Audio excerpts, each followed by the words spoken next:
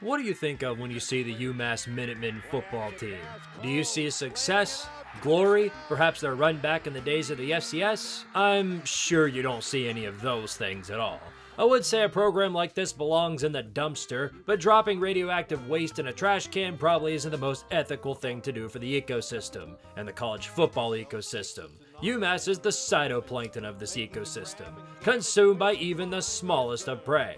The only worth it has is to be consumed so that said consumer can get consumed by a bigger consumer. They're called the Minutemen because that's how long they keep it competitive on the field.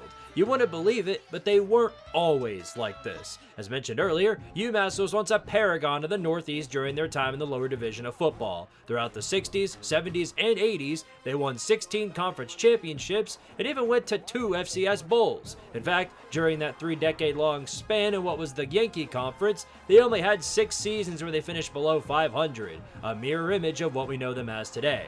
Head coaches Don Brown and Mark Whipped Cream built a winning program during their separate tenures there, and through most of their time, the program would carry on Brown and Whipple's terms through decades of competent football. After building an impressive legacy in the FCS, including 21 conference titles across 5 decades, you'd think that the Minutemen would be content staying where they are.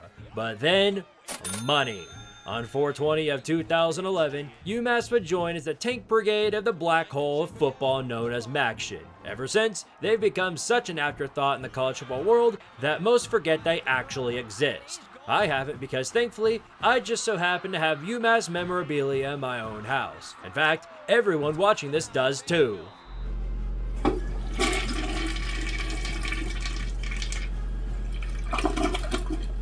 The only thing more fitting would have been if it was clogged. They've become so terrible at the game of football that they've become a curse to everyone who interacts with their brand. That even extends to those who play as them in EA College Football. Football! No way! Oh shit! It's a catastrophe! It is a catastrophe! A defensive scoop and score! I know, 28-3. I know. I know it's the cursed lead. I'm not comfortable yet. But had this big of a lead in weeks. Oh shit, they blocked it. Fuck! They blocked the kick. No! No! No! No, nothing is starting. Shut the fuck up, chat. They'll look to throw it on 3rd and goal. Motherfuckers. Okay. Shit, no! No! Fuck! From the shotgun, it's a handoff. Tackle! Fucking arms around him! Tackle! They open and close so quickly, you gotta almost anticipate where you're gonna put the ball. Motherfucker! If we don't recover this onside kick, this game is rigged. I'm just gonna be straight up. Formation would indicate... That's not onside formation. What the fuck? No! No! No! What is going on? No separation. No! Fuck! Fuck! There's a wide out. And he's intercepted. The defense is going to win this game. It is a catastrophe! The Minutemen are now rebuilding once again after what was arguably their worst season of all time, and they haven't won anything of relevance since winning the Colonial Athletic Association title in 2007. How did it get like this, so you ask? Well, prepare to go right through the sewer plant because you're about to find out. Through their time in the FBS, it has been hell, and deeper pits of hell for this program. Through their first few seasons in the MAC, they were, as you'd expected, completely unprepared for the grind. They got their ass whooped weeks and weeks on end, to an extent of which the fans themselves no longer bothered to watch in person. Moreover, adapting to their new schedule and scholarship rules of the FBS was a struggle because they couldn't get anyone to play for them, which was something the NCAA took notice of. Either they had to find out how to raise their attendance or face a 10-year probation period. In 2014, because of contract disagreements between them and the MAC, UMass had to make a decision whether or not they wanted to stay with the conference or go the Notre Dame route. I think you know which one they chose for the 2016 season and beyond. And no, it didn't help them. UMass being an independent didn't reap the rewards it did for Notre Dame and BYU, as they were just as doo-doo stinky as they were in previous seasons. They tried everything to be competent again. A second tenure of Mark Whipple, a second tenure of Don Brown, but they all failed in miserable fashion. Brown, who was once hailed as a hero of the program, finished his 3-year time there with a record of 4-20.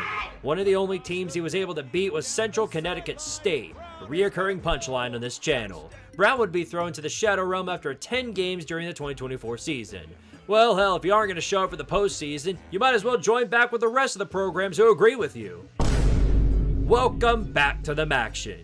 This is one of those many changes that they made going into 2025. Actually, there wasn't a thing they didn't change following the previous season. That extends to the coaching staff, for they collected a legion of some of the greatest minds to ever coach college football. Oh boy. Avengers of Suck, assemble!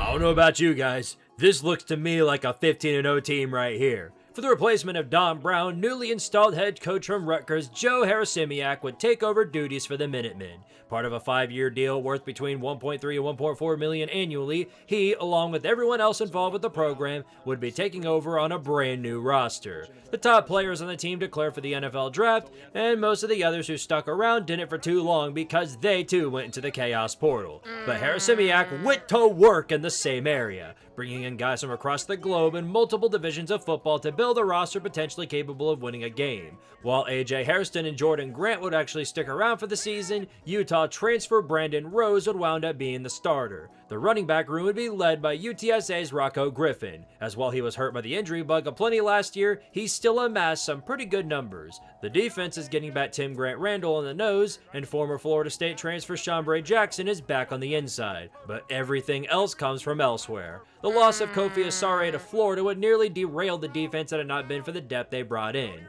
Harasimiak's ultimate push for the season would be all around the concept of, quote, toughness, as he wanted all of his men in his arsenal to be the strongest in the league.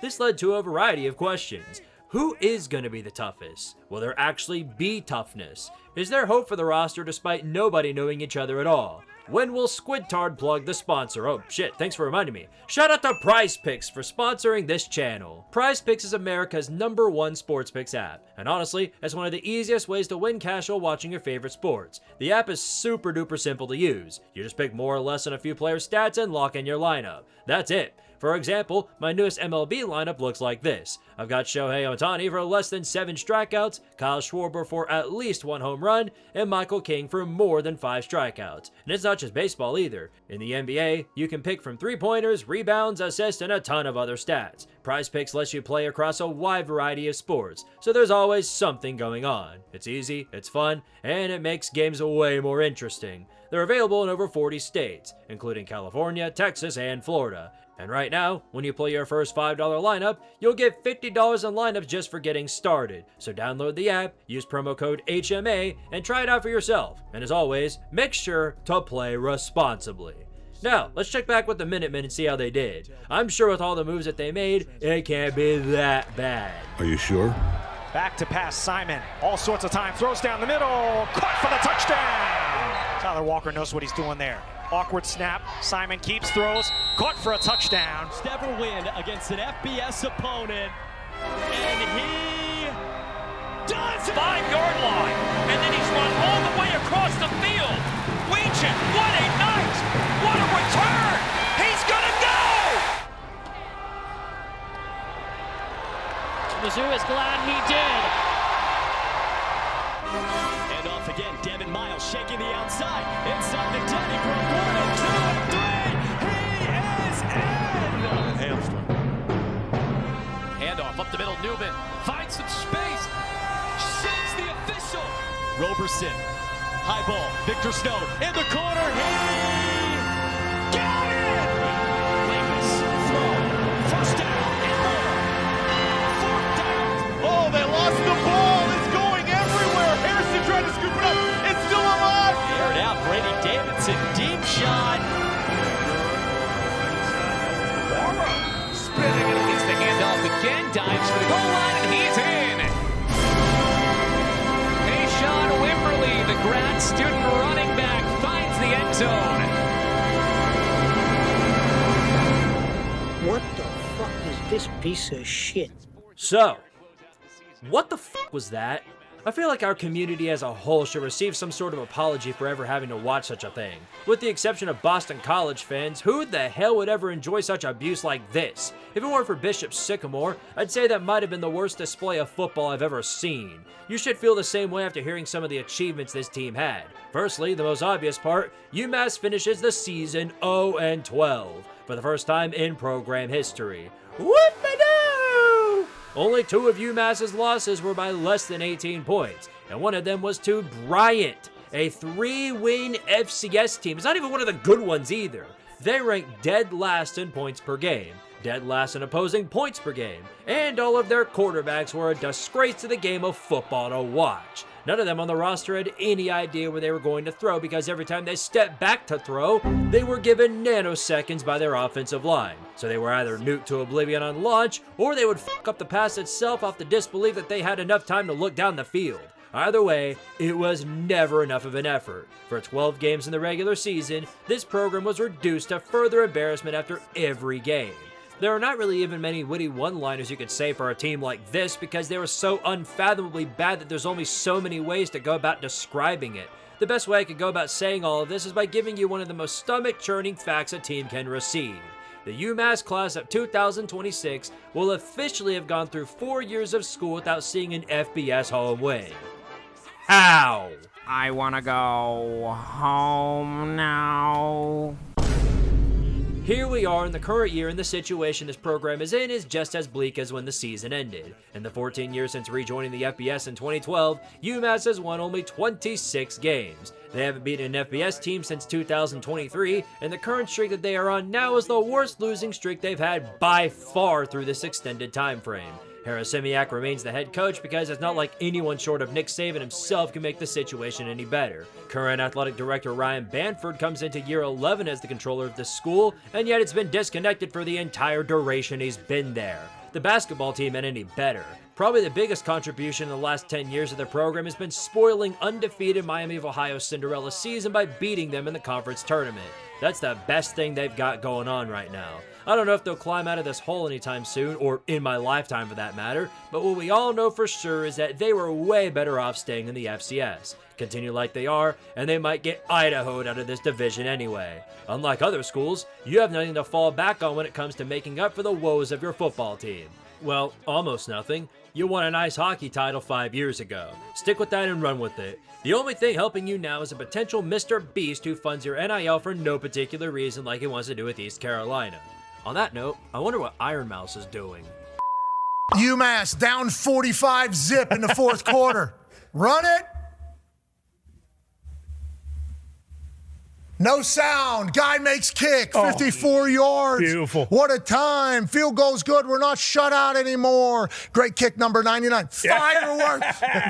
What are we doing? They were saving that all night. They were saving that. They got